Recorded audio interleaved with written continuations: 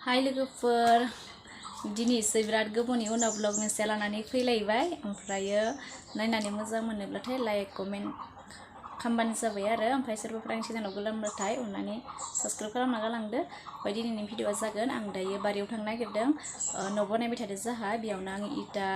रोगाफानो नागिरदों आरो एक्टरजों ओमफ्राय नोंसोरबो नायलांबाय थादो थ' बिदिब्ला आं दिनैनि भिडिअखौ बेयावनो स्टार्ट खालामसै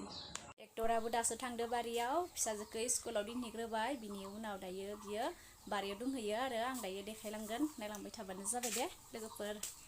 नै दायो आं थांनोसै नै दै लाबाय लोंनो थाखाय बिराद गरम ना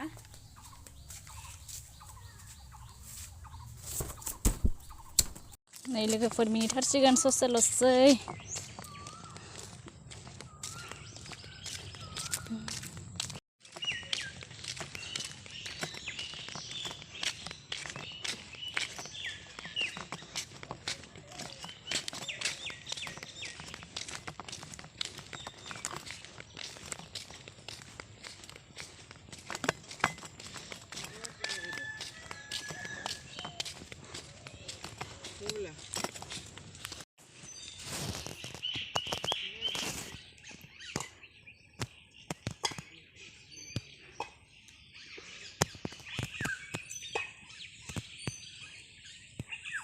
जोब्बाय लोगोफोर न'आव थांनोसै दायो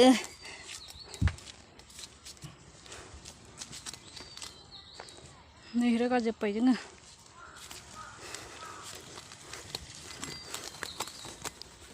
इटा रोगाफाबाय आङो दिनै एक्टरदो ओमफ्राय इनि गरमबो ओमफ्राय दखनायानो जिबोलायबाय आंनिया